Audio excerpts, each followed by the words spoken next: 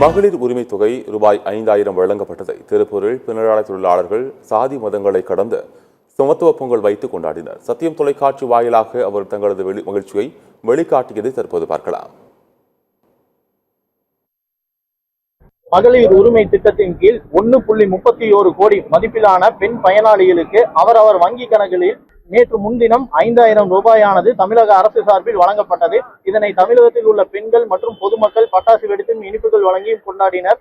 இந்நிலையில் இதனை கொண்டாடும் விதமாக திருப்பூர் 40வது வார்டு பகுதியில் மாமன்ற உறுப்பினர் சுபத்ரா தேவி ஆனந்தன் தலைமையில் அப்பகுதி பொதுமக்கள் மற்றும் பெண்கள் ஜாதி மதங்களை கடந்து சமத்துவ பொங்கல் கொண்டாடி வருகின்றனர். இது குறித்து அவர்களிடம் கேட்போம்.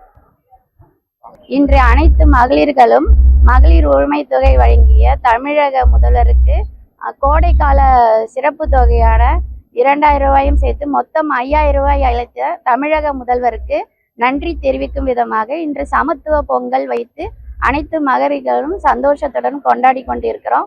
இங்கே திருப்பூரில் பார்த்தீங்கன்னா அனைத்து வெளி மாநிலத்திலிருந்து வந்தவங்க தான் நிறைய பேர் இருக்கிறாங்க. எல்லாம் கூலி தொழிலாளிங்க தான். அவங்களுக்கு இந்த சிறப்பு பரிசான பணம் கிடைத்தது மிகவும் சந்தோஷத்துடனும் எல்லா பெண்களும் மிக மகிழ்ச்சியுடனும், அது மட்டும் இல்லாமல் வீட்டில் இருக்க ஒவ்வொரு மகளிருக்குமே கிடைத்திருக்கு.